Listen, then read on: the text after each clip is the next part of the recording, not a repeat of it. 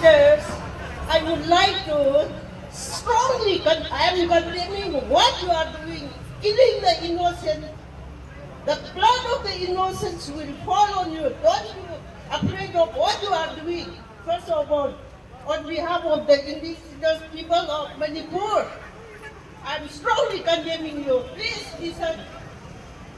Noi Kukis here. I Naga and Meitei singna nungsiduna aikoigi lamda leihanbani. Noi bu tax lauraga leihanba adu mi nungsi amagi makhada humidity ground leihanbani. Adu bu nakhoi na hojik tawthori riba matausi mi oibagi lamjat nate. Noi sa ka chap manare. Aikoigi mi nungsi do noi na ulta da Manipur da indigenous people singsi salaba yai hai do topiro nakoi wakan khanba wali. You are strong. What you are thinking, what you are doing, you stop right now. If not, you will face the consequence of what you are doing. You stop right now. I'm speaking on behalf of the indigenous people of Manipur. Why you are killing innocent people? You fight with Lanmi Khanaro. Ikai Gro. Pumtariba Angang Singo. Pom Taraga Nomay. Noy Nomay to Karina Lagan, noise public Tauraga, Mobi Taraga, Nomay Karal Pairaga, Indian government is support the Nomay bomb Pairaga. I quite indigenous people in Sibo. Assume only was here. No right, no Piro Haina. But see, I couldn't condemn Domuga, Noigi Matausi. Being the strongest from the coin, condemn the we, Aduna, no that's another me hand of the Sibai Hanong the Na, Karigi innocent people hand the Sakoi Saraka Satum with the Zaraga, Lambda Harau even know. No one want the Tokoidra. You are not afraid of the blood. Abel and Cain here, what do you know? Christian Madame, one come the bro.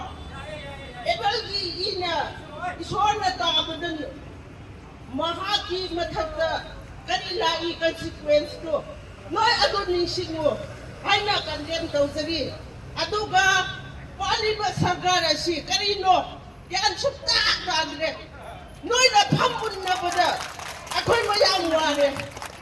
Ali Nantista, Noy, Kanamatam the Lokhangle, Ali Nantista, Noy, what being the Mabana give me my arm, Pusalaga, how they give me sing to acquire the one Salaga, Tauriba Noy, politicians in Harau Bra, Noy Pampa, Minister Pampang, I don't know, Noy Harau Bado, they know the da, they can't know the na. How's it to Pusala, but what again? Pusalo Mayando. That I don't know it. That I don't know it. No, that Pamong that don't live a car to me, but Kayano Marga. Meet the shitty couple. Madame Mapa Kainari. No, that I think so. Tamo shake the politics, Hanade. No, it Pumpkin Naba. No, never Yab Amuka, Lorna. And I see Patana Togo. I do a census Patana Togo. And build that politics. Civilization, population, she got all my just money for Tangkhul or right. I don't know. I quite see South Africa, 100% South from Nicola. Indian government, what did she? Nana Babu Yaming, but I. Nabanu Sibado. Lady by Manipur in Mama sings it in. Mama on the Udra Bra, Matamasu, Hadopire, Kapali. What did you please? Now the government.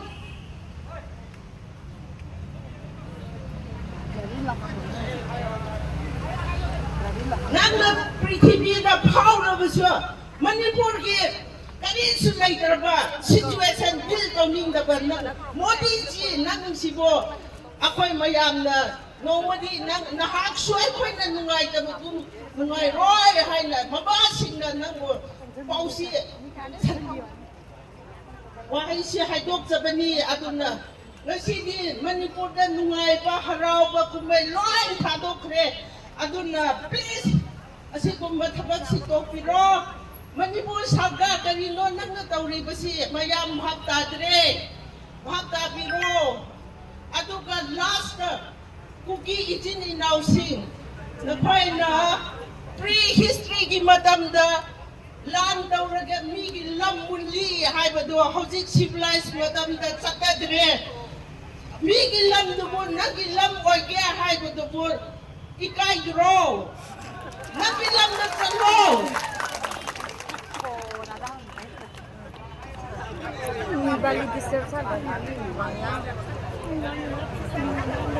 ꯃꯁꯤ ꯄꯨꯝꯅꯃꯛꯁꯤ ꯀꯨꯀꯤ ꯅꯪꯒꯤ ꯈꯨꯠꯇ ꯂꯩꯀꯣ ꯃꯤꯒꯤ ꯂꯝꯗꯕꯨ ꯀꯔꯤ ꯁ꯭ꯇꯦꯠꯍꯨꯠ kari kukilen kana ikai biyone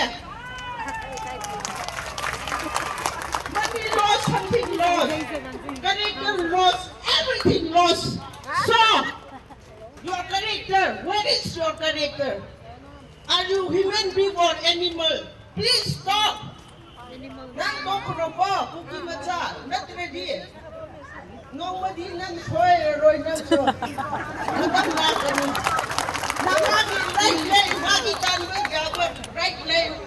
Meitei is right lane. Naga di zero la right before. You mean like be wrong? Naga could like you Indian government will support. Tauragan like the could like you nobody. Russ already, Yara Roy. Peace dialogue Tauragan to mean like be wrong. I was indigenous people of Manipur. Karabda, I have Mamzabani. Fake is fake, point is point. Not exaggerating. Please.